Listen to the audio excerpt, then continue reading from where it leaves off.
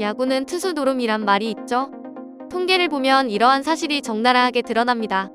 MLB 스태캐스트의 테스트볼 속도 대비 타율 기록을 살펴보면 투수의 공이 빨라질수록 타자의 기록은 점차 나빠지는 것을 알 수 있는데요. 특히 100마일이 넘는 패스트볼에는 타율이 채 2할도 되지 않을 정도로 투수의 강속구는 역시 최강의 무기인 것 같습니다.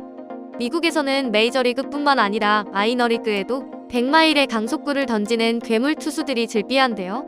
그 수가 약 1,500명에 이를 정도라 합니다.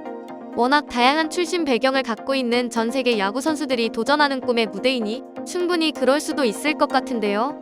하지만 우리나라보다 신체 조건이 좋지 않은 일본에서도 100마일을 던지는 선수가 심심치 않게 출연하는 반면 한국 야구 선수 중에는 강속구를 던지는 투수가 많지 않은 것이 현실입니다. 오늘은 인간이 던질 수 있는 강속구의 한계와 그동안 한국 선수들이 일본 선수들에 비해 빠른 공을 던지지 못했던 슬픈 사연을 소개해드릴게요. 그 전에 잠시 시간 내주셔서 저희 일상일보 구독 설정 부탁드릴게요. 지난 시즌 메이저리그 직구 평균 구속은 또 다시 역대 최고치를 찍었습니다. 메이저리그 통계 전문 업체인 팬그래프에 따르면 2022년 메이저리그 전체 투수들이 던진 패스트볼의 평균 구속은 93.9마일 약 151.1km를 기록했는데요. 해당 통계가 집계되기 시작한 2007년과 비교하면 91.1마일에서 무려 2.8마일이 빨라진 수치입니다. 급기야 긴 이닝을 던져야 하는 선발 투수들의 평균 구속도 150km를 넘은 지 오래이며 100마일대 직구는 예년보다 곱절 이상 많아졌죠. 현재까지 세계에서 가장 빠른 공을 던진 투수는 뉴욕 양키스의 아롤디스 체프먼으로 그는 공식적으로 2010년, 2016년 두 차례 105.1마일 즉 시속 169km의 강속구를 뿌린 기록이 있습니다. 그렇다면 인간은 대체 얼마나 빠른 강속구를 던질 수 있을까요?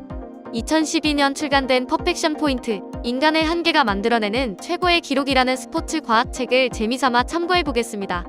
이 책의 목차를 일부 소개하자면 얼마나 빨리 달릴 수 있는가, 얼마나 무거운 것을 들어올릴 수 있는가 등 인간의 한계점을 소개하는 내용으로 구성되어 있는데요. 투수는 시속 185km 공을 던질 수 있지 않을까라고 이 책에선 추측하는데 단서가 달려 있습니다. 투구 도중 부상이 발생하여 그것이 마지막 투구가 될 수 있다는 점과 그리고 그 공은 제구는커녕 바닥에 내팽개쳐져 버리지만 않아도 행운이라 여겨야 한다는 것이죠. 이처럼 투수의 볼 스피드가 빨라질수록 상대적으로 부상의 위험도 커지는데요. 특히 온몸에 응축된 힘을 한 번에 전달해 주어야 하는 팔꿈치는 많은 강속구 투수들에게 시한폭탄과도 같은 존재입니다. 실제로 투수들의 평균 구속이 증가함에 따라 팔꿈치 인대 접합 수술인 토미존 서저리를 받은 선수들의 숫자도 동시에 늘어나고 있는데요.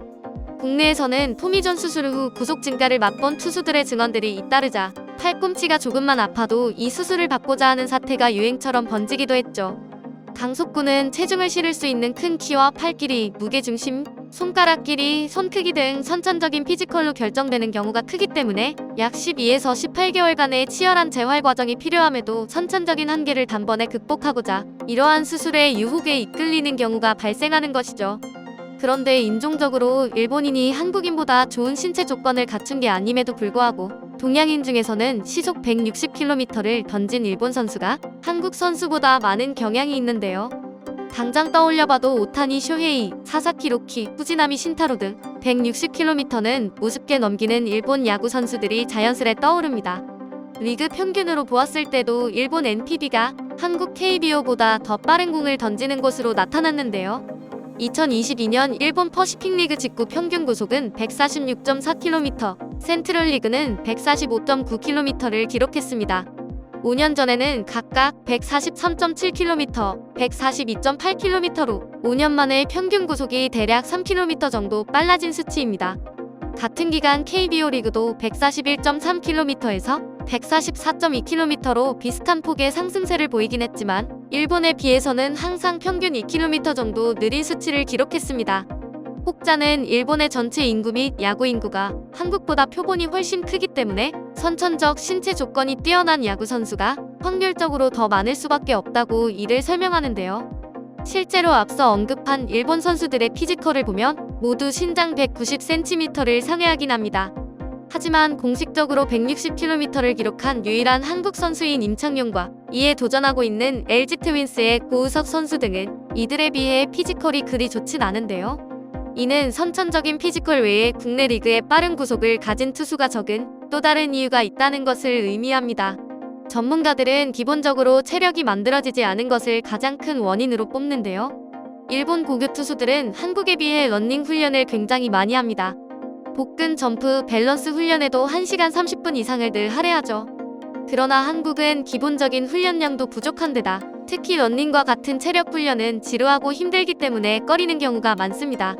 일본 무대 경험이 풍부한 이승엽, 이대호 전 선수들도 일본 투수들은 하체가 아주 탄탄하다. 허벅지와 골반이 굉장히 넓은 편이다. 프로에 갓 입단한 투수들을 봐도 공을 던질 때 하체를 잘 활용하는데 유심히 지켜보니 굉장히 많이 뛰더라며 그 차이를 설명했죠. 기본기에서도 양국의 아마추어 선수 간 차이가 벌어지는 와중에 한국의 전도 유망한 투수들은 기본적으로 혹사라는 단어가 뒤따를 만큼 회복 시간도 부족합니다. 한국은 승리에 초점이 맞춰져 있는 반면 일본은 승리도 중요하지만 선수의 미래를 더 중요시 여기기 때문이죠. 국내에서는 타고난 강속구를 갖고 있는 투수들은 에이스라 불리며 아직 성장이 채되지 않은 고등학생의 몸으로 며칠간 1000개에 가까운 투구수를 소화하다가 결국 만신창이의 몸으로 수술대로 향하는 경우가 많았는데요. 선수 본인도 프로 지명의 성공과 입단 시 좋은 대우를 위해 팔에 무리가 가더라도 당장의 강속구를 연마하다 부상의 늪에 빠지기도 합니다.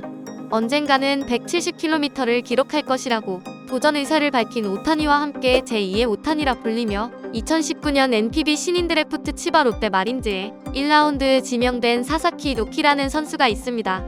그는 이미 당시에도 비공식적으로 163km를 기록한 투수였죠. 그러나 데뷔 첫 해인 2020 시즌 감독은 구단의 압박에도 불구하고 아직 준비가 되지 않았다며 1, 2군 통틀어 사사키 노키를 전혀 등판시키지 않고 교정에만 집중하는 뚝심을 보였는데요. 당시 롯데 코치진은 사사키는 F1 머신 수준의 엔진 출력을 갖고 있다. 그러나 차체가 버티지 못하면 소용이 없다며 2020년 입단 첫 해는 아예 몸을 만드는 시즌으로 생각했다고 합니다. 그 기간 동안 사사키는 흔히 말하는 육체 강화에 주력했는데요. 철저한 스케줄에 따라 몸을 불리고 근력을 키웠죠. 실질적인 데뷔 시즌인 2021년에도 단 11경기만 등판한 채 맞이한 2022년에는 부위나 구속면에서 그의 잠재력이 제대로 만개하기 시작했습니다. 특히 2022년 4월 10일 오렉스 버팔로스와의 홈 경기에서는 1994 시즌 마키하라 히로미 이후 28년 만에 그리고 NPB를 넘어 세계 프로야구 역사상 최연속 퍼펙트 게임을 달성하기에 이뤘고 13타자 연속 탈삼진을 기록하며 세계 연속 탈삼진 기록을 경신했죠. 그리고 메이저리그의 슈퍼스타인 오타니, 다르비슈 등과 선발 자원으로 당당히 2023 WBC 일본 대표팀에 승선하게 되었습니다. 최고의 원석을 당장의 결과를 위해 소모하기보다 더 밝게 빛날 수 있도록 기다린 끝에 우리나라 대표팀이 경계해야 할 선수가 일본에 또 하나 탄생한 셈인데요. WBC 본선 1라운드에서 일본전을 치르게 된 한국 대표팀이 오타니와 사사키 등 160km대의 패스트볼과 140km대의 변화구를 연신 던져대는 강속구 투수들을 상대하는 모습을 지켜보며 우리나라의 야구계도 꽤나 느끼는 바가 클 것 같습니다. 오늘의 일상일보는 여기까지입니다. 구독, 좋아요 부탁드리고요. 시청해주셔서 감사합니다.